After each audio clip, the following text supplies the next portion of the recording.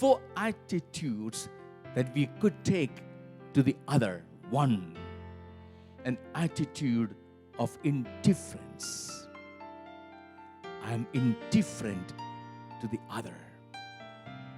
The other is an outsider, outside of my life, a stranger. I have nothing to do with him. He has nothing to do with me. I am confined to my own interests, my own needs, my own problems, my own future. And I have no feelings, no cares, no concerns for the other. Jesus said that parable. Luke chapter 16, verses 19 to 31. Parable of the rich man and Lazarus, the poor man. Rich man living in a mansion, always eating sumptuously and wearing purple clothes. There's a poor man, Lazarus, lying at his gate, having nothing to eat, nothing to wear. The dogs would come and lick his wounds. And Jesus ends the parable by saying, the rich man died. There was a solemn funeral for the rich man, but he was buried in hell, Jesus said. And Lazarus also died. No funeral. No one even knew of his death. He was dumped into some pit. But his soul, the angels took to Abraham's lap in glory. What was the sin of the rich man? Was he a bad man? Did he acquire his wealth through evil ways? No. Gospel does not say that. Gospel speaks only of one sin of the rich man. He was indifferent. He was indifferent to the poor Lazarus. And for that sin, he has to pay in all eternity in hellfire. The opposite of love need not always be hatred, but always indifference. I don't care. Perhaps the attitude of this century, this generation, I am wounded. I need to nurse my wounds. I have no time for the wounds of the other. Whether it's of my wife or husband or children, I'm so concerned and confined to my own problems, my own wounds, my own cares, my own future. I live just for myself. Indifference. The other attitude, I insult the other. In Luke chapter 18, verses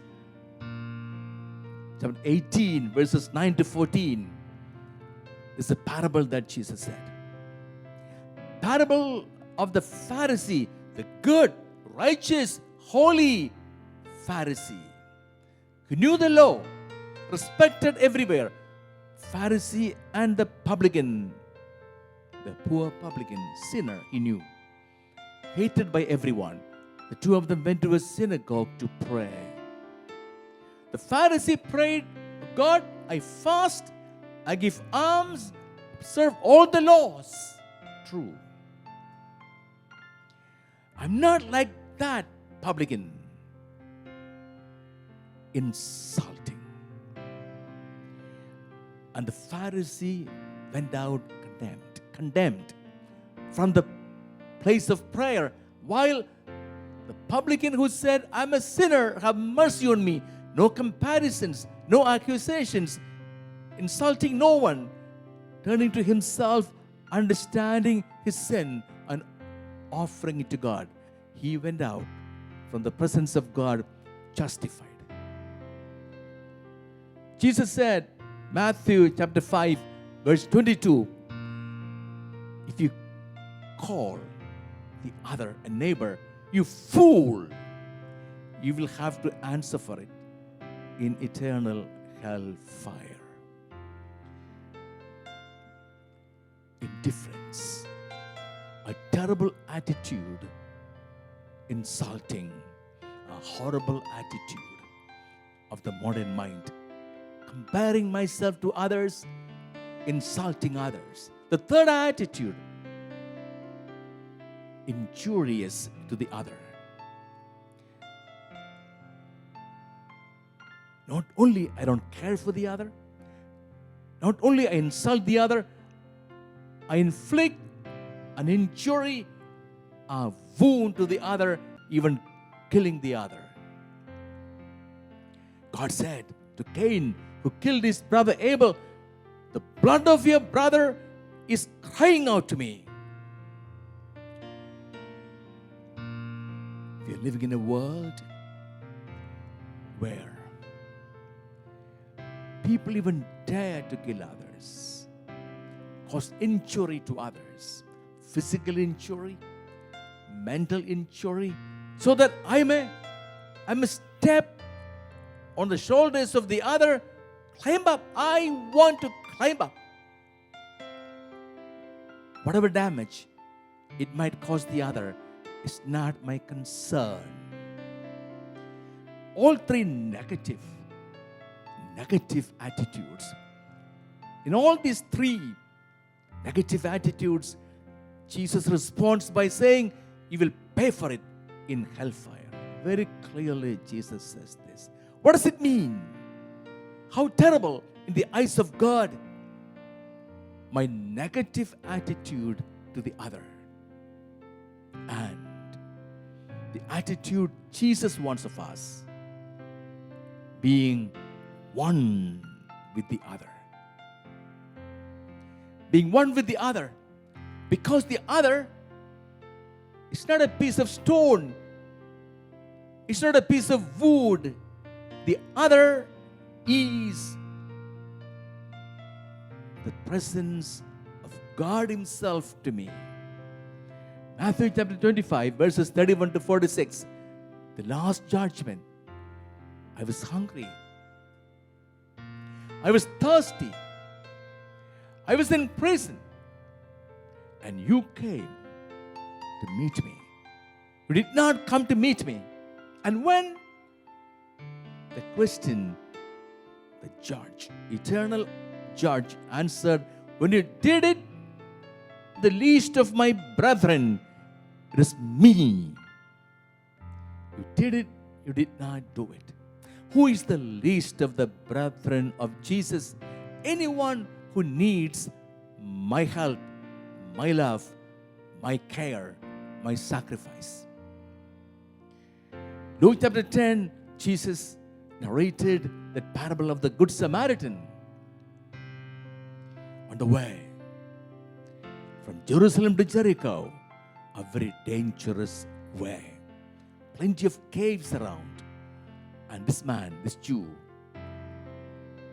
was traveling, and the bandits plundered him, wounded him, left alone, went away. A priest came that way, a Levite came that way, indifferent, insulting, but a Samaritan was considered low caste. And he saw, he was traveling on his donkey. He saw this man wounded, a Jew, high caste. But he looked at that man, found God in him. Not his caste, not his color, not his religion. So God in him. He came down from his donkey, cared for him, bound up his wounds, pouring oil and wine, took him to the next inn. You know, my friends, the question a priest and the Levite asked, "What will happen to me if I care for this wounded man?" They knew dangerous way. The bandits, thieves are hiding in the caves, and they already wounded him and plundered him. They could come and plunder me, wound me as well. Therefore, they walked away. Samaritan asked another question: "What will happen to him if I do not care for him?" He will die soon, bleeding, and his wife will become a widow.